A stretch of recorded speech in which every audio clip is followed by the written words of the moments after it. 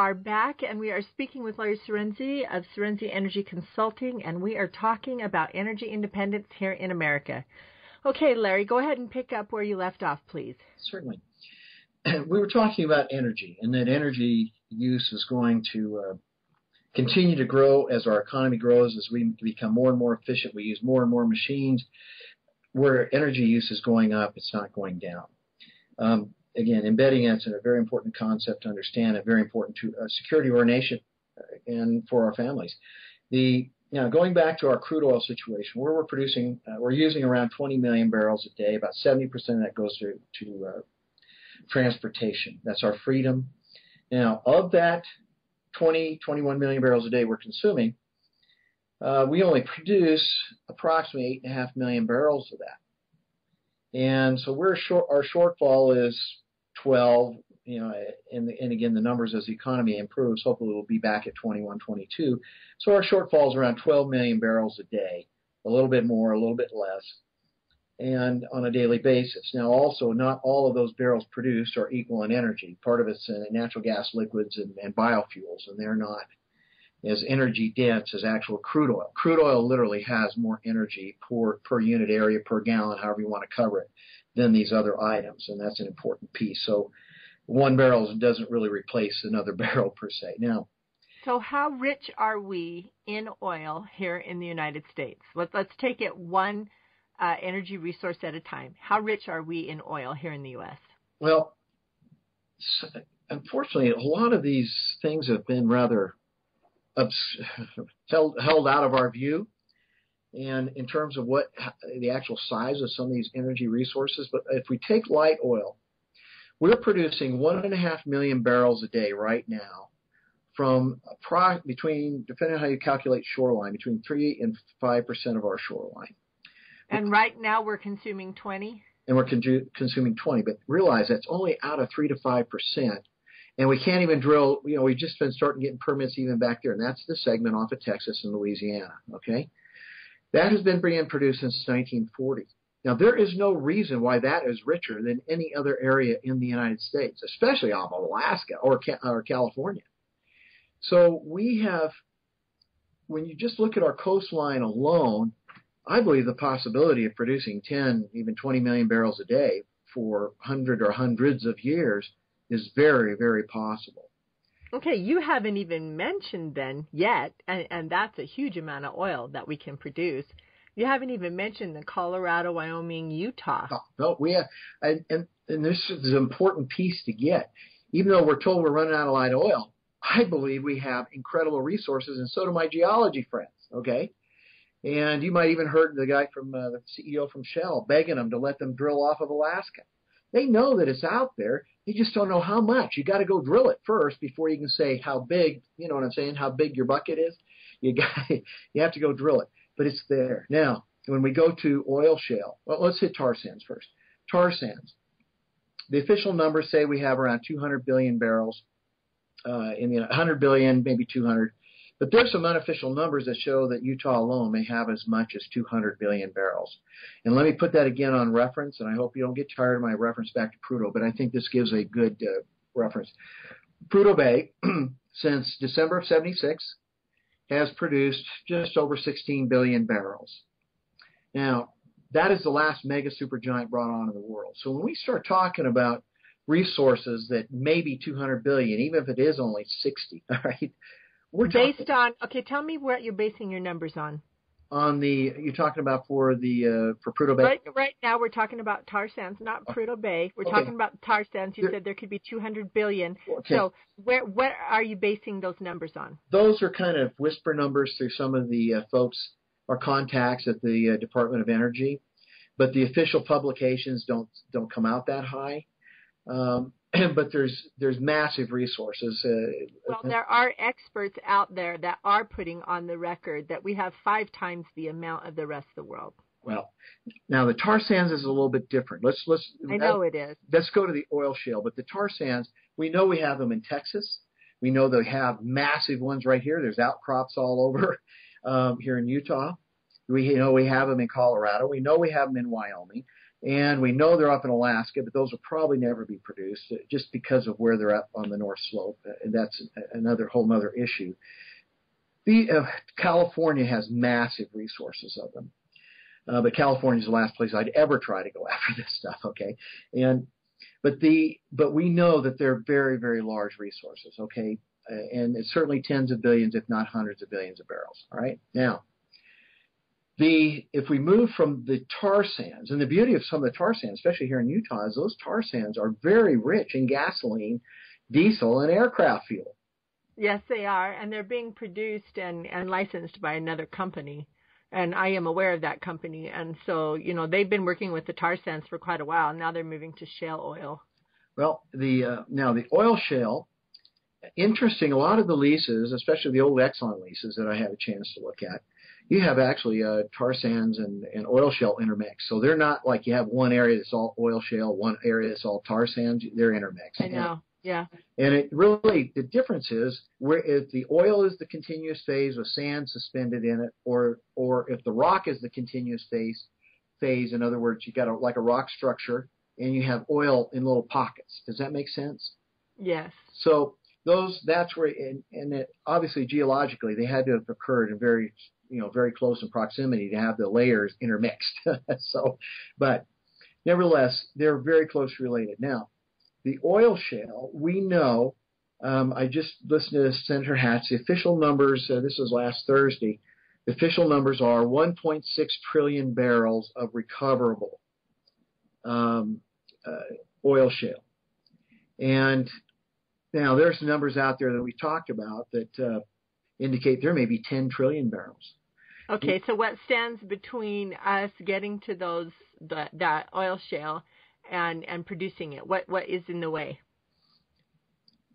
Environmentalism, and we need to perfect a few of these processes on the and this is part of how do we get from point A to point B. Some grants would be helpful from the government to help some of these small companies get these technologies up and running, and realize that the big oil companies 40 years ago, they did all the research. They did. I mean, I was part of some of those research teams. Well, yeah, and Larry, I'm aware of that, but there has been over the last, I'm going to say 16 years, I remember when Congressman Chris Cannon was a new congressman, or maybe it was longer than 16 years ago, he was fully aware and cognizant of this technology that was being developed. He said it'd be 10 years before it was fully functional. 10 years later, he said it was then fully functional that could withdraw this type of thing without leaving a footprint. Okay. The only process that's ever worked on the tar sands that's actually been... No. We're not talking tar sands. We moved on to oil shale. Okay, I'm sorry. Well, the only process so far that I've actually seen fully function on the oil shale actually works on the tar sands too. Okay. Okay. And that's the EcoSolve process, one I actually was involved with for a while, and they actually built demonstration plants and it ran. Now we have people, Red Leaf out there, we have other folks out there doing work and showing some success. Okay.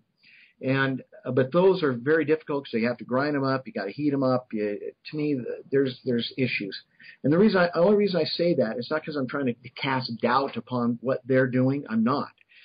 My point is that they need to be able to go to the next step, that is to show commercialization in terms of that it can sustain itself, and those steps are $50 and $100 million type steps. Does that make sense? Because it does, but I don't really want to limit us to just one particular type of pulling the information out. I mean, pulling the resource out. Oh, we have got multiple technologies that can do it, and certainly I've read through your plan, and yours is quite fascinating, but it also leaves a large footprint. Well, let me tell you, Candace. All right, unless you go down, you're going to leave footprint. There is no way you're not going to have a footprint. I know. Because you have a mining operation, okay? The footprint's the mining, not the processing. And you have to mine the ground. And now, if you go down deep on some of these oil shales, the potential for actually fracking down deep, fracturing the rock using high heat, getting up to these 900-degree temperatures and such, that is very possible. And the only way you're going to do it when it's several thousand feet in the ground, okay?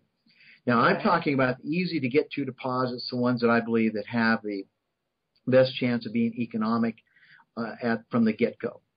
Now, once you have sustainable production and you have profits being generated from those, now you have the opportunity to work and spend money on these other, I'll call it deeper resources. Okay, and I believe they'll all produce.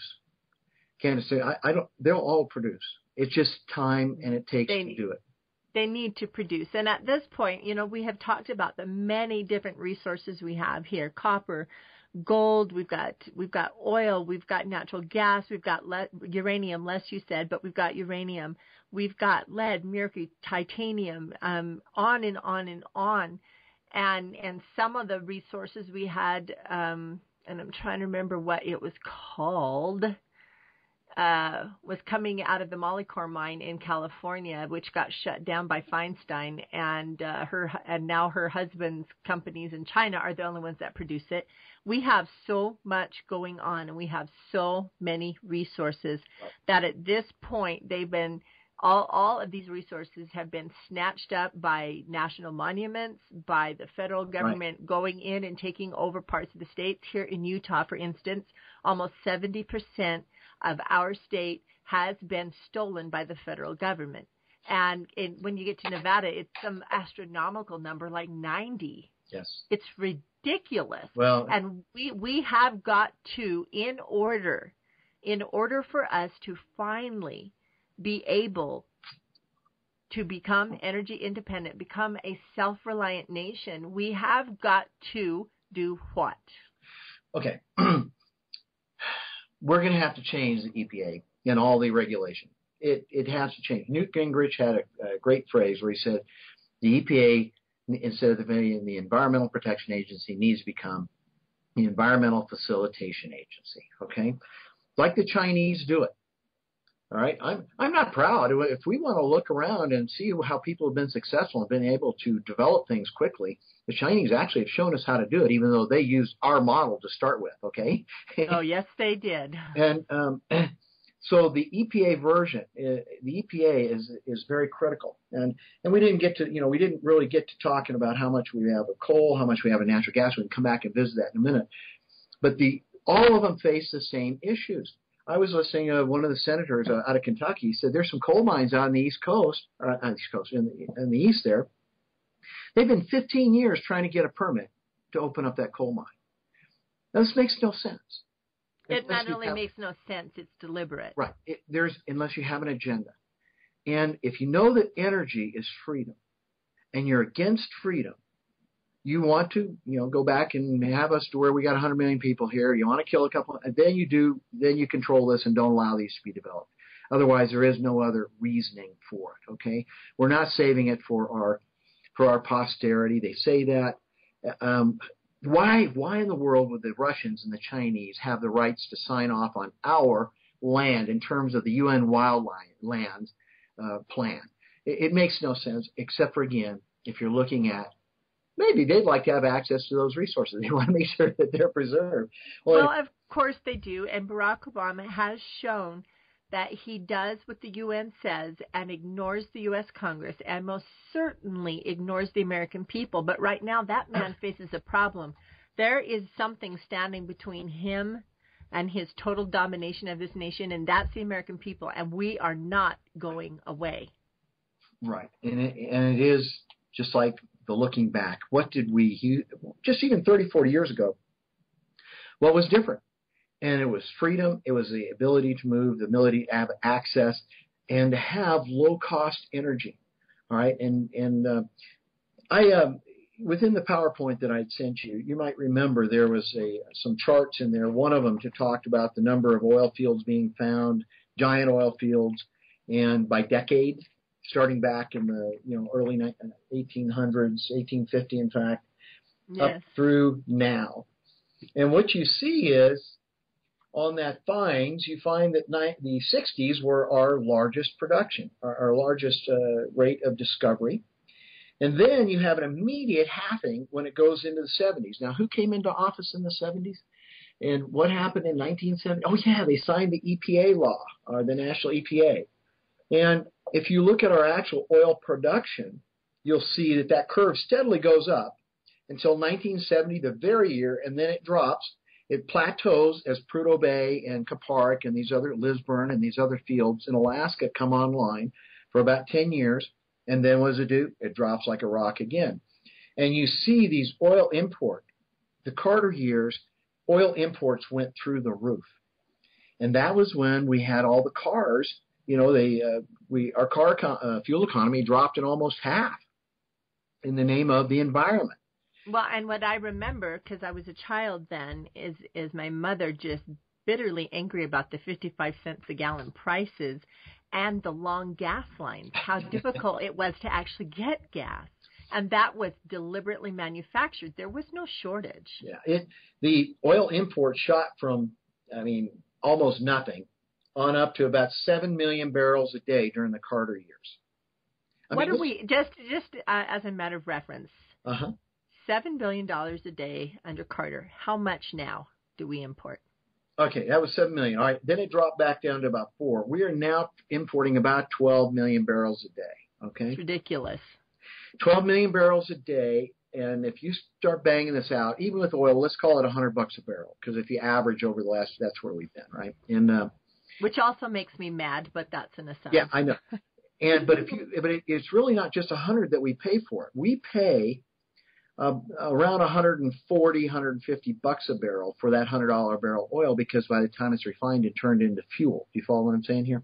So yes, I do. So that $100 a barrel really costs the American people $150. And you say, well, if we get the oil and we refine it, all that. Well, but a lot of these fuels that are being brought in, I've been part of some of these transactions or looking at them, and they're bringing in gasoline, diesel, jet fuel and such from all these other countries.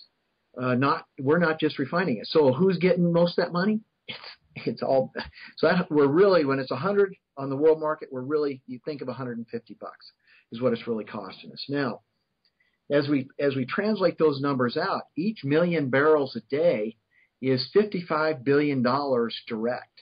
Now, when we produce that million barrels a day, that's into our economy, revenue, okay? When we produce that, it has a multiplier. And depending on the economist, there's 6 or 7 times is what my brother, who's a finance specialist, said he uses. So each million barrels a day represents really an economic activity, $330 billion. Now, our federal budget is somewhere around 3.7 trillion, okay? In other words, that million barrels in terms of total revenue into the economy represents 10% of our federal budget. Do you think that's significant? Well, of course it's significant. There's plenty of ways for us to get us down within our means that there's just not being done. And the reason I brought that up about significant, because you might remember just even a year ago on ANWR, they were saying, well, that million barrels a day is only a percent of the total energy consumed. It represents nothing. It represents 10% of our federal budget is what it represents. Now, Larry, let me just say real fast that if we were allowed in Utah to plumb our resources, and for crying out loud, we live here. We're not going to destroy the land. We would not, and I'm just talking Utah now, we would not have unemployment here. No. Meaning that let me rephrase that. The only unemployment we have would be people who will not work. Yeah. That's number one. Number two, our business economy would skyrocket. Oh, jeez. You name it. When you start talking oil, people keep thinking of this, old technology of sorts. They don't realize that you're using gamma ray and neutron bombardment tools. You have incredible physics. You're talking science people, some of the best engineers, physicists anywhere are associated with the oil business because it takes all of this knowledge, okay? So on one hand, they pay people that like oil and somehow they're not sophisticated and don't understand, when in fact, some of the brightest people I ever met are around oil. I'm not going to say they're all. I'm not even trying to imply that. But my point is, it is a technology magnet, okay? Of course it is, because that is where security can be. Yeah. And you also, many times, these new ideas, new tools, new this, new that, unlock areas that you never knew were there before. That's why they're going back into these old fields and finding, oil where oil was dead 40 years ago, okay? Let me just say right now and make this very, very clear to all the listeners. We're not going to run out of energy. We're not. That's a lie that you are being told. We have more than enough to sustain life here on the world. We're not running out of energy. What we have is governments who are deliberately locking the energy up so that we can't get to it. So if you think we're running short, why don't you go to the federal government and give them a hard time, because they're the ones that are controlling it, hoarding it like the greedy little banker.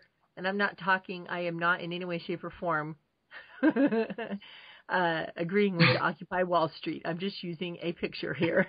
The greedy little banker, just sitting there counting all his gold coins. That's the federal government. Anyway, Larry, go ahead. Well, as we look at we look at what the EPA has done, we look at all of the curves. That curve that where you show the oil going down, basically without that, except for the flat spot there from the mid 70s to the mid 80s, is the production going down, except for the little hook that's happened. We're up about 500,000 barrels a day in the past year, thanks to the Bakken and thanks to the natural gas liquids production that's come off of all these new oil shale prospects.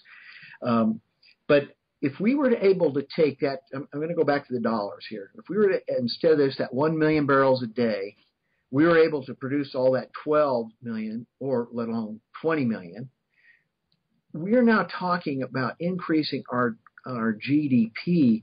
When I looked at the plan, the 20 million barrels a day in 20 years, the 20 and 20, that would give us a direct economic benefit of about 40% of our total GDP, just from that.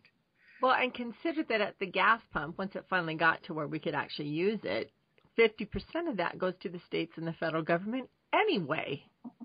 They would be making bank. Yeah, they don't make 50. Well, you know what? By the time you start taking out all the severance taxes and stuff, yes, they do. It's a bunch. It's a huge chunk. It's like 48 cents I think it's 48 cents, and I round up to 50. Sue me. Well, darn.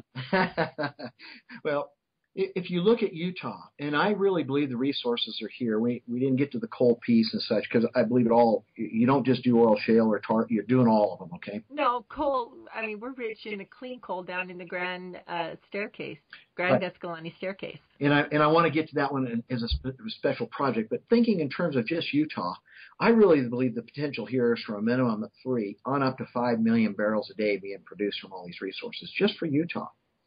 And you're being very, very conservative there. I mean, and we could do this for centuries. This is yes. the part that people got to get the, centuries, not just decades, not just till we get the thing built and and it's kind of like you build the water line and you go to turn the valve and out flows one drop, right? You've probably seen some pictures like that. No, this goes on for centuries. And when you talk about that, for the economy alone, the state's budget's around $13 billion, if I remember. I may be off a little bit. It's between 12 and 13. Okay. And when we start talking about producing 5 million barrels a day and generating revenue in an economic impact of $1.5 trillion. Oh, hey, then maybe we could get rid of our state tax. See, and that's what I was going to remember when we met, Candace. I talked in terms of ultimately out of this, I would like to see for our state a permanent fund, just like Alaska, where the people are actually paid to live here. This idea that somehow we all have to pay taxes, that is baloney. I don't know how that ever got to be that is the way it has to be. It should not be. And you know what? I would rather they not pay us to live here.